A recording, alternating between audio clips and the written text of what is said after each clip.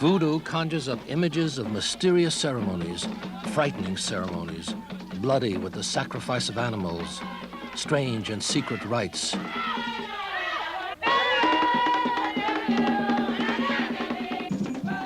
This is Damballa, the ritual of the supreme being of Voodoo, father to all the gods.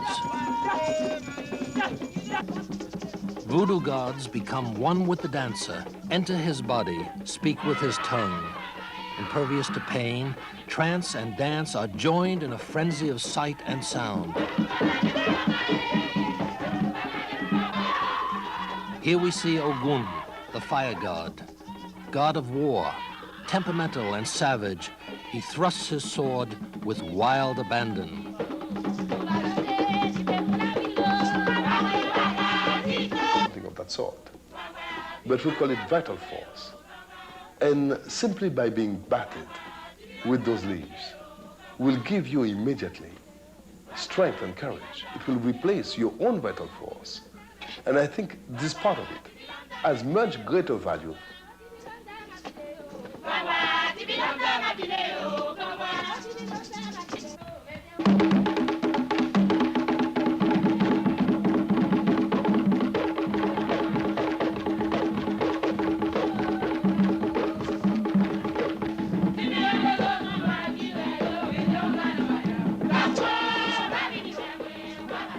Those ceremonies are very old.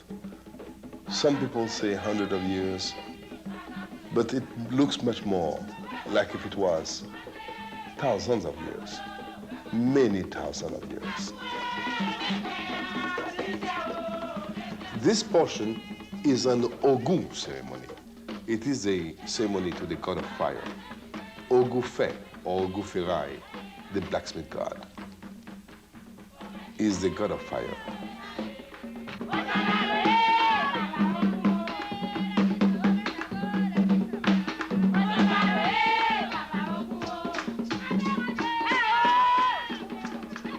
This ceremony to Ogun, our hero, we say hero because most of the Haitians who went into the war of revolution against the French settlers were all possessed by Ogun.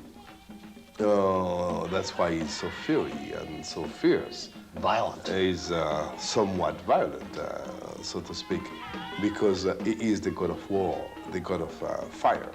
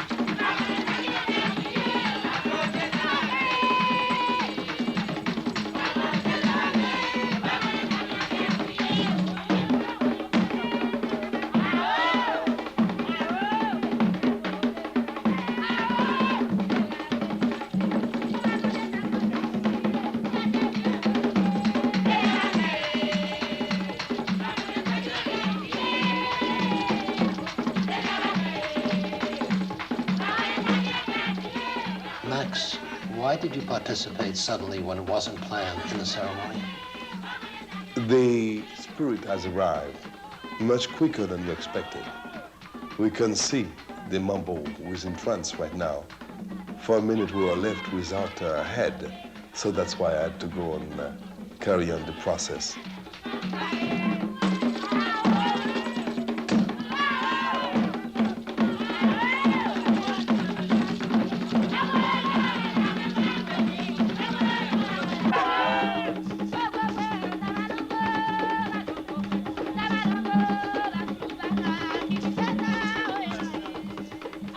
This ceremony that we're looking at right now is the ceremony to Bakulu Baka.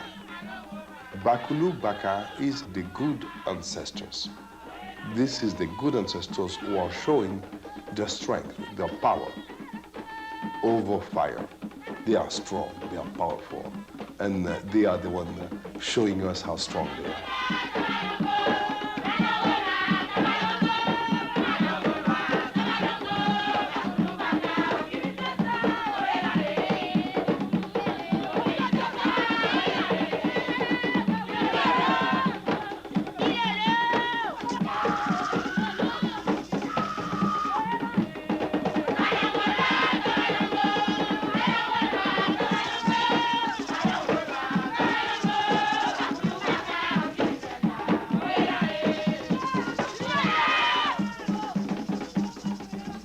How do they keep from getting burnt?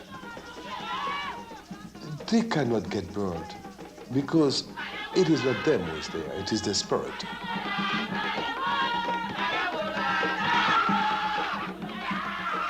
It's like the one who is eating the glass.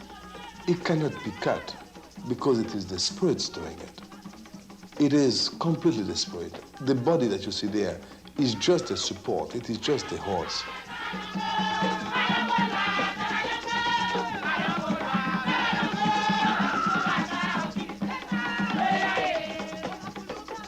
What is being said is that come to us, Miyavalu, come to us. Show us how great you are. Show us how powerful you are. We will then believe in you more than we have done so far. And this is when the spirit arrives. And he does his things. He chews on the glass. He chews on the fire. In his hands, fire doesn't burn. This is why he's the god of fire. That's why he's powerful. That's why he's strong. That's why we do believe in him. The spirit has just left her body. But she will be all right. She will be fine. And what has remained is what we call a cadaver, a body. It will take a while before her own spirit gets back into her head, where she will become again her own self.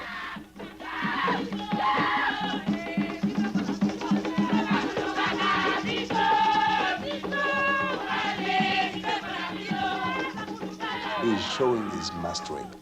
This is why the horse cannot be burnt. Not only the horse, nobody around him can be burnt, because he controls that fire, the total intensity of that fire.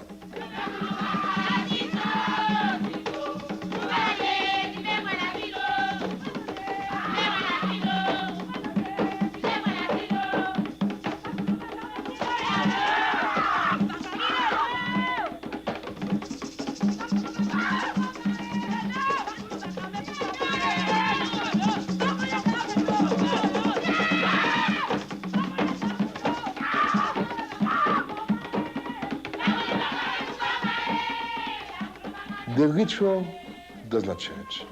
The ritual is the same. And this is why we call it the tradition, because it has to remain fixed. We have seen Bakulu Baka, another spirit. Bakulu Baka, who is the spirit of ancestors, the good ancestors. They are the ones who show their strength, their power, by dancing with the fire, by chewing on the ember, by showing their strength.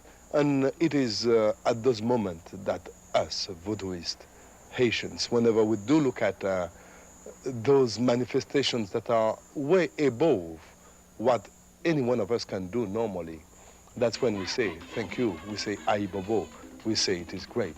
And our faith is then renewed at every ceremony.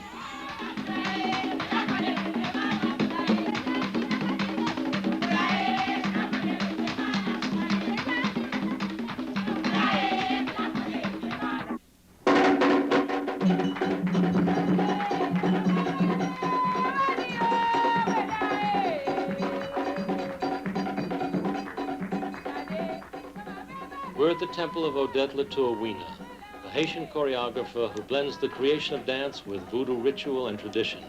She's also a mambo, a priestess.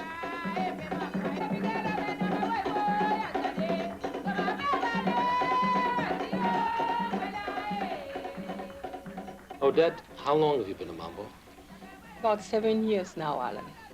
Now, how are you able to combine both dance and voodoo? It was a natural thing because I could, being a mambo and participating at all ceremonies, and as you know, in the voodoo they have a lot of dancing. And I thought it would be a nice idea to combine the real ritual for a stage presentation.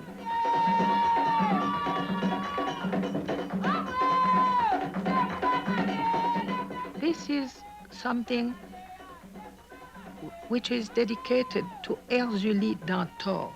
Ursule Dantor was oftenly called Ursule J Rouge, which means Ursule Red Eyes.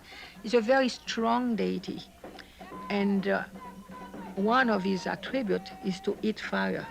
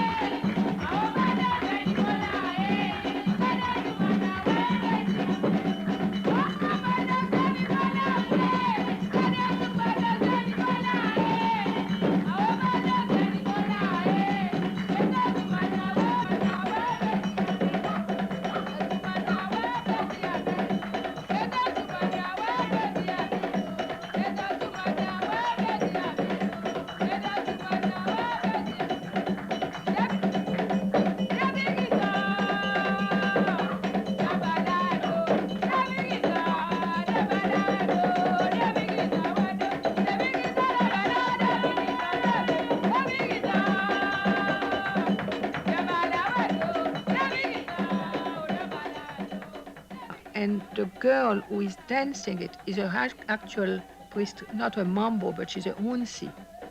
And when she's possessed by Ursule Dantor, she has a double personality. She's another person. She's under the possession of that deity, and she's acting like she would. She is protected by the god. She's protected because before she goes on stage or before she does that, she would ask her protector to help her, just be able to do that dance.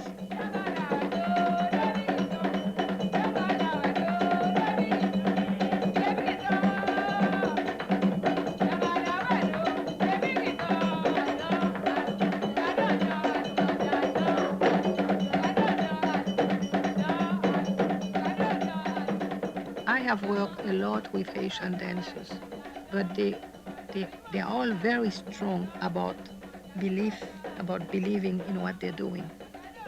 Although they think it's a theater work, but that is something different. It doesn't stop them from really feeling what they're doing.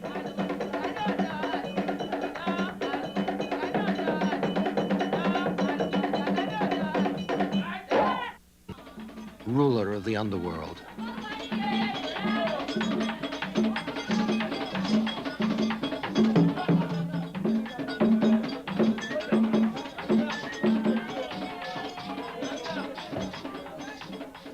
As Legba represents the primal force funneled through the sun, Getty represents the death and rebirth of the sun as it passes into the night.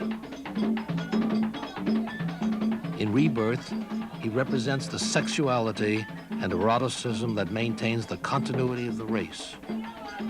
Possessed by Getty, the participant is aggressive, sexual, bawdy. We are in the peristyle of the Hunga known as the Captain. The Captain is dressed in the black tailcoat, black hat, and purple scarf favored by Gedi. He calls on the god to come forth. The Mambo, the priestess, echoes his call to the beat of the drums.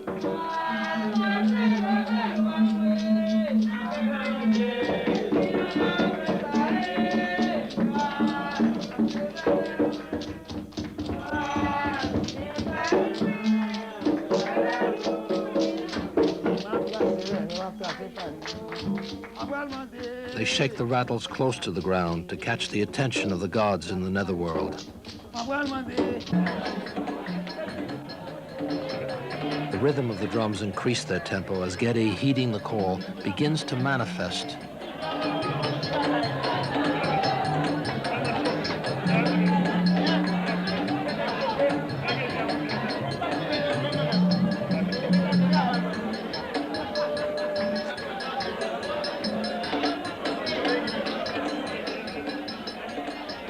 As the participants are possessed, his erotic playfulness becomes evident. If you see a voodoo ceremony the first time in your life, it's something strange, especially if you see it in the interior, not used to white tourists or to foreigners. On October 29th, we go to the Villa Mystique to visit the Hungan Gesna.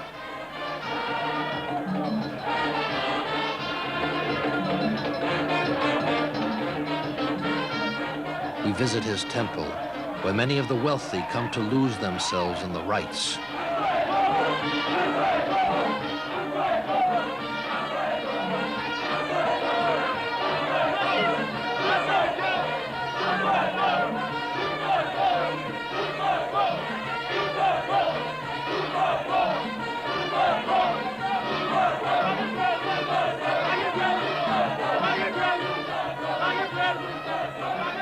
Considered the wisest of the Loa, Gedi has absorbed the knowledge of all who have died. He teaches acceptance of the nature of the world, while he makes fun of the hypocrisy that man uses to mask himself. Those possessed by Gedi express and act out fantasies, sexual or otherwise, fantasies they would never attempt normally. Some of the spirits that come through represent Gedi's principal assistants. They are called his generals. Gedi's generals follow him everywhere.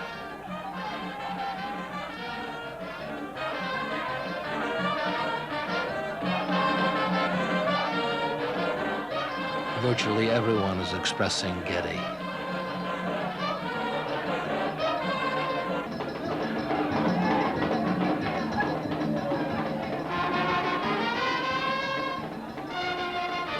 Bar Voodoo, a drinking place in the center of Port-au-Prince.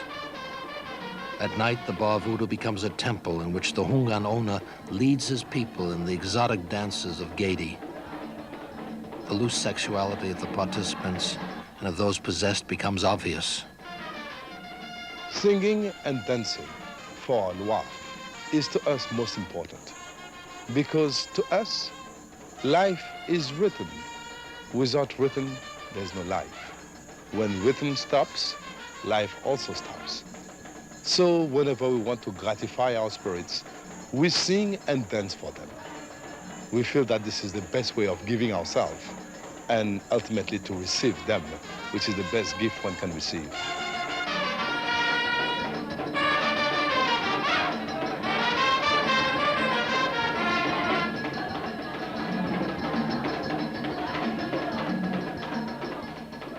The Bar Voodoo will not close this night, this Eve of All Souls.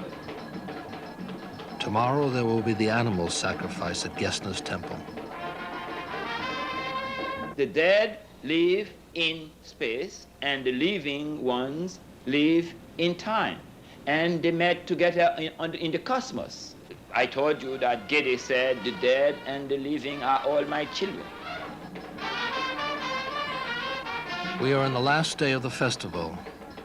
There will be many animal sacrifices, culminating in that of a large black bull. He tells obscene jokes, smokes cigars, flirts suggestively with anyone, regardless of sex.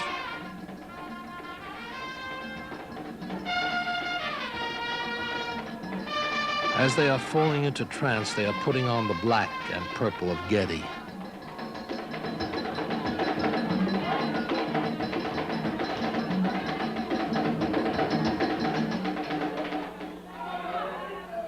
Animals to be sacrificed as food for the gods are ritualistically purified before being killed so that the gods will not be offended. Getty demands black animals, but each of the gods has his own preference. Here the black chickens are held up to the four corners, the four directions that point outward toward eternity. The chickens then are passed over the bodies of the assistants to cleanse them. The legs and wings are broken so that the chickens will not fly free. They must not release any impurities upon the world. Lastly, the neck is wrung. Everything has meaning.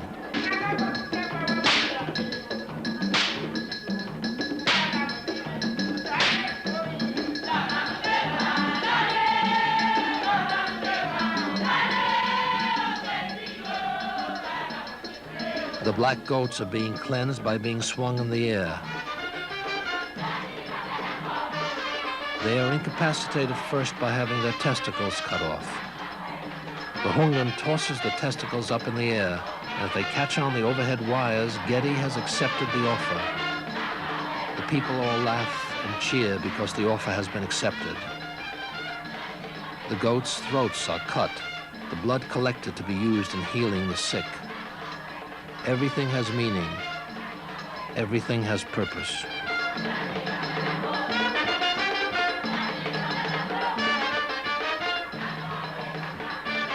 Getty has now sucked the life force from these animals, and the god is satisfied. Due to the scarcity of food, Haitians are not sentimental towards animals, and as there is no refrigeration, they are quite used to slaughtering them on the spot. There's nothing morbid about this. The sacrifices are seen as transference of life to the gods and then back to the individual.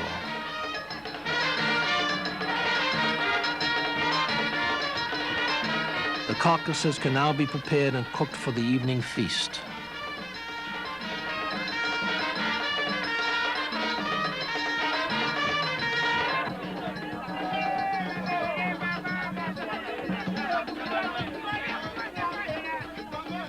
The bull is tied to a very special tree. The tree is Getty's tree. Everything seems informal, almost improvised, but the cleansing and preparing of the bull for sacrifice follows a set schedule and ritual. The bull is the most important sacrifice.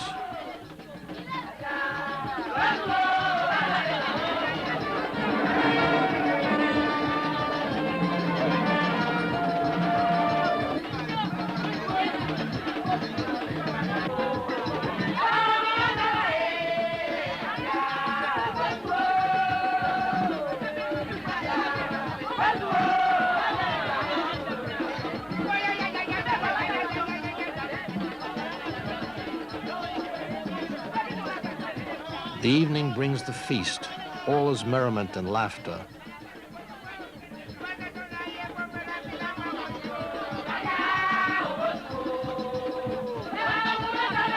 The week-long celebration finally draws to its close in a burst of wild abandon and joy.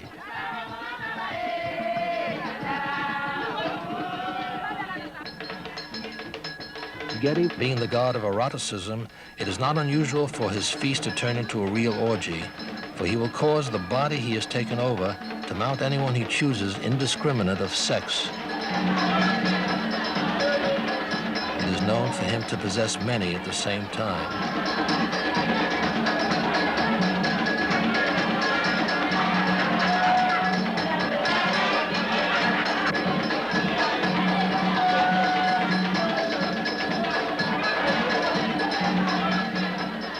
What we are witnessing is a celebration of life.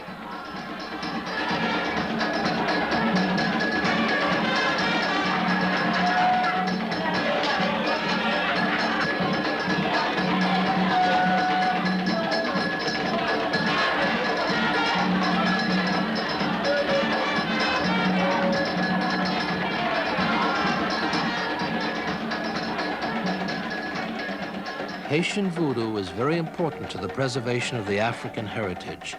Every year, students, scholars, historians, and sociologists arrive from most of the African nations to study the cultural mores and traditions of voodoo.